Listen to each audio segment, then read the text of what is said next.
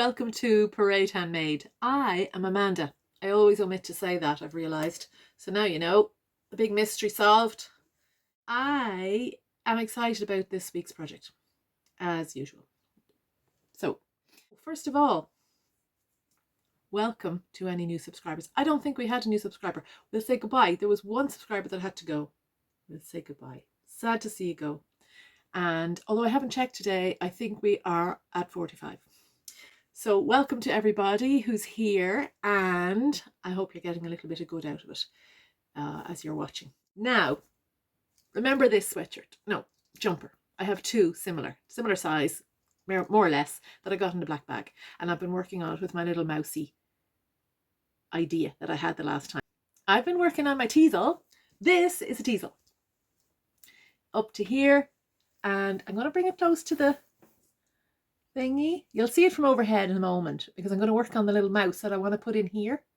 So that's what today's project is. I want to show you. I'm going to try and do it with my felting needle, and let me tell you, some gorgeous natural wool from local sheep. I have that a little while and it actually still smells of the lanolin. So I'm delighted with that. I'm going to keep it natural, and I want to keep it in the natural colours because he'll stand out against the pink. I'm kind of reluctant to go into pinks and oranges and yellows too much. I'll have to do a little bit for his back, but in general I'm going to try and aim to use the natural colours of the local sheep in the west of Ireland, thanks to a good friend of mine. So yeah, keep posted, and I'll show you overhead now how I'm going to work. I hope it works out for me because I haven't done it before. I haven't done a mouse particularly, so I'm going to make my best effort. It's going to be a mouse. At least that's what I'm going to tell people when they're looking. So keep watching if you're interested. Oh, by the way, it's a felting needle. I have my felting pen, and I have little individual ones because they help sometimes as well. And of course I have my brush that goes, you can use a baby sponge, you know, kind of a washing or any kind of sponge, but a flat sponge, square sponge would be good because you can know where the edges are. And that's all I'm using. That. And the wool and the jumper, and that's it. Be careful if you're doing this, don't stick the needles in yourself. Always keep it away from your legs and your arms, etc. See you in a moment. Now you'll have to excuse me because I have a bit of a cold. I didn't even know until I started to talk to you a minute ago, so I'm really sorry about that. Yeah, so you can see from the last time I've come along with this, and I'm really pleased with it. Took a while, it takes a while to do it, but I really enjoyed it. It's really satisfying. So what I've done is I've kind of worked up the teasel a little bit more, and I have put the little lilac-y petals. I mean, it's not an exact match or anything, but it does the trick. And I've also done a little bit of work on the neck to bring the colours up, if you can see. So it kind of works better with, you know, kind of draws the two of them together a little bit more. Still not finished on that. And next thing now is I want to put my little mouse in there. He's going to be small, little small guy. It's probably not the exact same angle as I saw in an image. I actually got an image now since, a free image from Google somewhere, and I have photocopied it and made it so that I can see the darkness and the shade that I might be able to use in the image. It's very big. I'm not sure how that's going to work. So first of all, my plan is to pop him in here. Now he's not going to fit in there. See the way he's in between that and that? I mean, this is artistic license and all the rest. I'm going to just make sure I get a little mouse standing on there. He doesn't have to be looking in the exact place. He can be looking off out to there. Maybe I'll put him there. But basically, if I can make something here that looks like a mouse, I'll be very happy. So he's going to stand there. So I have to make it so that he's sort of that shape. Across this way, you know, that way down. He's kind of hugging that a little bit down so far. No, he's not going to go down to there, but to there. And then across, little leggy down, up the side. This can't be too hard. Ha, she says. Okay, I'm going to start. Now I've come to an executive decision. I was going to use the darker wool from the bag to create the background and then build up with, you know, the lighter color on top and build it up to the very palest color then, just for the undulation of shades and that. But I've discovered that the darker wool seems to be more coarse, and it could end up being a little bit itchy. So what I'm going to do is use this color, which looks fairly light, but I'm going to use that as the background, as in his back, which is close enough to the color of his back And you know, is top end, and underneath the white parts are going to be this white. This is probably a little bit of, I don't know what that is, a little bit of white that I have from somewhere. I don't know, it's just the right color. So that will give enough contrast, if you see, to create a little mousy kind of a thing. You can almost imagine him being a mouse already, can't you? So that's what I'm going to do. So first of all, I'm going to pop that there. I'll show you now. As I start this, I am full sure that I've probably bitten off a little more than I can chew, but I'm going to do it anyway, because that's what I'm like. It's a bit like the scissors. So I'm going to start his ears close enough to there. I'm not going to do it exactly, obviously, or I would have got a pencil out and started tracing it on and all of that. I just want the idea, because I don't look at mice that closely every day to see kind of what they're like. So I'm just going to try and do the outline for the moment. And the nose, let's say it's looking up in the air, okay, at the top of his head, and the ear is kind of going backwards, not up as you might imagine. You see, these are the small details. So that can go in there, and then I'm going to have the back of his head going down here to his little shoulder. He's going to be small, so I have to remember that. I'm not going off down the page, you know what I mean. And he's cuddling the leaf. He's kind of leaning on there for support, as you would if you were a little mouse. Don't forget, don't go too far there. He has to have a little bit of a difference between his head and his shoulder. And I always worry about, all right, I always worry, full stop. No, I worry about getting animals right, because it's hard to see their musculature and their shape. And then when you sit down and do it, it's like, oh, yeah, well, that's okay. You know, sometimes you just get in your own way. And you just have to do it. And you're like, grand, let yourself do it. You've observed animals a lot over your life already without even realizing. So I'm going up the side now, up this way, to get a little body. And then, this is fun. I'm going to jab there in the center just to get that done quicker. Now you can always change this a little bit later, but I am just trying to get a little generalized feel for this guy. Now that's between one leg, and the rest of it is going under there. Actually, that might be a little bit too far out. His leg at least there. Now, this is a 3-pronged pen, but you don't need a pen. You can do it with these singles. I was using these singles for the teasel the other night. See, they're really handy because they're gentle. They're only going to move you along so fast. You're not going to make an enormous mistake, but they are effective, especially when getting a shape down. So I'm reluctant, notice, to finish this part. This is the part where his head is looking up. He needs, let's say that's his shoulder and his body and his legs. The rest of his body. Okay, this needs to come down a bit because he's kind of, I'll add more out to this in a second, but I'm just being, you know, cautious at the start. If you're cautious a little bit, you might give yourself a proper base to work with. So that's just his little hip area, I suppose, and across there. Now that'll go over to visualize the mouse where he is. His little hand, or paw, or whatever, little claw will come down there.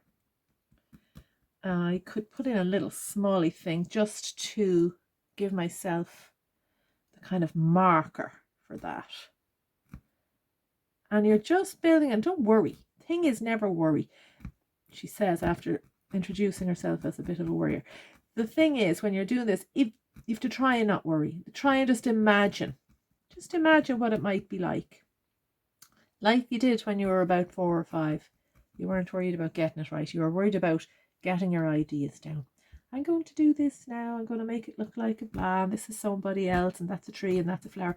And it was a flower. Whether it looked like a flower or not, in your mind, that was a flower. So that's his little hand just holding on there. I can get better at that later. Okay, and I'm not going to do this part just yet. I'm just going to try and get a little bit of precise about these parts. Okay. And that's it. Let me see now. His nose is up in the air. having a sniff of the air, he is. And his ears are going to be there, kind of going off in that direction. And he's hairy too, and he has an eye there somewhere. I hope I can do this. I'm hoping. I'm a bit of a mixture between confident and not confident when I'm doing things. You know, one minute I'm like, yeah, that's great. That's looking real good. Next minute it's like, oh, this is desperate. This is awful. But you have to laugh yourself. Oh, I can see a little thingy. I can see it there. Look, I can see, look there. Maybe. I'm not sure if I'm going to be able to show all of this. I wouldn't mind showing you. I mean, if it goes disastrous, it goes disastrous. Sometimes I'm brilliant. Sometimes I'm disastrous. And it's just how it is. But I love it. And I wouldn't have it any other way. Right now, if that's him there, this little face coming in, going down, and his little hand going out, that's going to have to come in, isn't it? It can't be too defined. I might just pull it off the brush now to give me that little, oh, I can see it. Golly, I might get into this. This could be a thing, you know. If this works for me, I'll be so excited. And then it'll really help me do more things later. I should really, let me see. Oh, I mean, even if he was looking in a different direction, I'm liking to use this single needle for the moment. I'm going to move it out of the way because I want to take the sponge out for a second. Let me do that. I'm not taking the sponge out. I'm just taking him off, if you know what I mean, to relieve it now and then, because you'll know then now just how much you've attached it and not what it looks like. There. So back we go again. Now, it's not come off or anything. It's just the top ones that weren't joined have come up. I need my little picture. It's very handy, actually. You should do that. Go to Google free images, and then you can, I printed that out on the printer. Well, first of all, I tweaked it in my gallery on my phone, and then let me see, I think he needs to be a little longer. He's kind of round there. He needs to be longer. So I'm going to give him a little bit more of a longer body here, because he's a lot more triumphant on the picture than he is here. He looks like he's facing a different way. This could take a while. I'm not sure I'm going to knock this video out so quickly as I thought today. I'm pressed for time. I'm doing my Christmas gear for, you know, Parade Handmade. So, and I've also done a horrible thing yesterday, which is a very good thing, and that is the books. So I'm in the middle of doing that as well, and I have a meeting later as well. Anyway, if you are any kind of a creative entrepreneur at all, I'm reluctant to use that word, but it's the truth. It's what it is. Call a spade a spade. You do what you do. If you are, you might find, yes, the whole thing a bit overwhelming at times, and I do. And yes, there is a lot going on, and I know it's all of my own doing, so I'm not, you know, I enjoy doing it and I'm glad to be doing it, but it still doesn't make it easy to do. It's a very busy time. It's a very tricky thing to get done. Now, I'm not sure if I'm making great progress here. I think I'll get out my little needle again, my pen, this one, and speed that up just a little bit.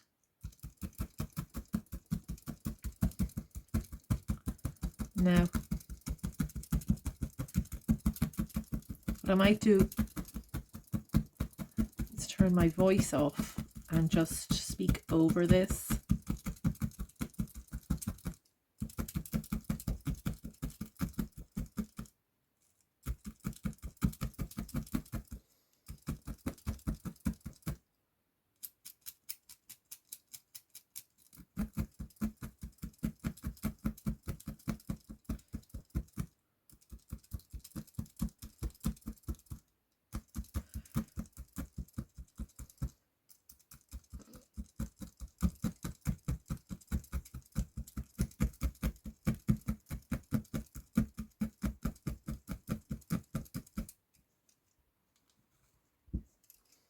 I'm going to take this up a little. I'll show you the progress now in a moment. So now I've brought in some super fine merino in black because I want to put in some distinguishing features to make myself feel better. I want to put in his eye, and I want to put in, I'll show you on this, the kind of the darker parts, just to give them a little bit under there, to give them a little bit of form. And no, the eye, do the eye first. Let me see. Yeah, and it's not a little round eye like you might think. It's kind of oval, and I'm going to put it there. Now, it doesn't have to be the exact same as the picture, obviously. See, immediately it starts coming to life. It's kind of an oval. When you've been doing art for a long time, you get to realize you have to question what you're putting down. Try to put down what you see, not what you think is there. That's a big thing in art. So you look at the image more than you're looking at your own image, or you look at the item. It's quite a long distance. I might have to make his nose a little longer. And just keep comparing, just until you get the basic shape in at least. Keep comparing all around. Now I'm going to have to needle felt that in deeper. So you often need more felt than you realize, just, for a detail. You think, oh, it's just a dot. And if I stab this all the way in, it'll be disappeared, see? But maybe just to delineate it for the moment, and I can come back and define that better. But for the moment, at least I know where his eye is. I'm also going to do a little bit of a dark piece there for his little ear. And this can be covered over a little bit later, by subsequent layers if you want. I mean, this is not the final act when you do this. It feels like it, but it's not biro or pen or marker. So you can, it's just so forgiving. Felting is gorgeous. I love it. It is really forgiving. You don't have to do this on clothes. You can do it on anything. Do it on a cushion. Do it on, look, that's so cute. You can do it on an image just to frame it. You could do it on handmade cards. You can do it on anything you want. But remember, it does take a long time. If you're me, anyway, it takes a long time. And I don't like using pre-felt. I do for certain projects, but not for this kind of thing. So that's his little ear just in there in the background. So when I'm putting like the hair over it a little bit, it's okay because you have that delineation in the back, or differentiation. I'm going to do it a little bit. His ear kind of goes in further. It's not just sticking on the top of his head. I'm going to put another little bit there to show the depth. His ear kind of runs in further toward his head. A little bit of a shadow under there. A little bit more maybe. Anyway, this is what you do. You just keep going and you just, build it up. It's looking a bit like a mouse, isn't it? A little bit. More than a bird or a hedgehog or something. Might be the worst idea I ever had. Don't get too ahead of yourself now, Amanda. You know what that can lead to. But I'm happy now. I hope I don't. Oh, God. Do you hear that? Positive voice, a negative voice. Positive voice, a negative voice. Struggle, struggle, struggle, struggle. Now, I'm going to pull this up again. You must remember to do this every now and then. Otherwise, you are lining yourself up for a fall for later. And I want to get some of his little body under here as well. The shadow under there. on his thighs and on his underside there, so that I can see, I think I get the single one for this, the shape. It's to try and mark out the bit of shape. Look. Who couldn't love little micey? Little micey. Poor little things. Little field mouse. Having a ball. Now. Just trying to draw as closely as I can, and then sit back and look at it and think if you've got yourself a little mouse. Something approximating what you're going for. It's very dark, but it won't stay that dark. And then when I have my highlights on later,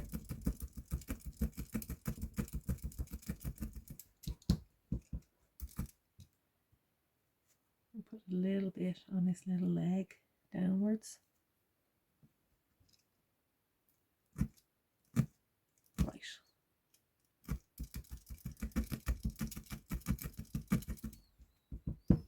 Now, a little bit on the tummy tum opposite the arm, or there where the hand is coming out, just to show that that actually goes in there. It's a concave kind of shaded area. And it's very forgiving. See this now, I'm not measuring it, and I'm not, you know, overly concerned with the shape. Your mind will do the rest. I'll tell you all this now while I'm still confident that it's going to look like what it's supposed to look like. And I'm going to go right over there to where, I don't know if his little shoulder a little bit. Remember the proportion, it's quite small. He's smaller than I have in my mind. I mean, this little bit of shading might even be too much, as in too high up his little body. He's not as long as the guy in the picture, I noticed that. But that's okay. Once he looks like a wee mousey when we're finished, I'll be happy. Our little mousey.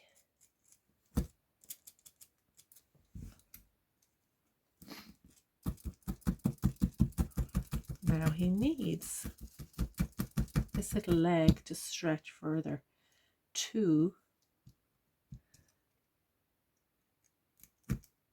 the thingy, the teasel stem. So this is part of it. I'm going to pause there for a second. Now I've worked a little bit more black into his chin, a little black there to kind of mark off his paw, and his little leg down there, and I'm going to put his little tail coming out, because all of this is giving me the feeling that he's actually a mouse, not something else. And I'm hoping, yeah, I'm hoping I'll do it over here, because that's where it will come out of. I don't want it to be an extension of his leg. And it's kind of a sturdy, kind of a straightish tail. You know the way they are. They're kind of sturdy, not too long, not crazy long. And bring that back. It has to be kind of not as thick at the end as it would be in the center, and it gets quite sturdy toward his body, I think, in, you know, when I've seen them run past me. Although I did have a little mouse, I used to come out and listen to me learning to play the guitar. Used to come out in this house I used to rent out of a big old stove that was no longer in use, and he'd sit on the rim of this fabulous big pottery bowl that I had. I think it was there, the bowl. Anyway, I used to come out and sit on top and listen. I go back in again. So I got a good look at them, and they're awful cute. They're awful cute, and I don't want to come near you. Now obviously we had to get rid of the poor little guys because you can't live with them in your house and your food and stuff, but yeah, they're awfully cute. Now I'm going to leave it at that, and I will come back next week and show you how I'm getting on with my little mousey and my little teasel. Enjoy that.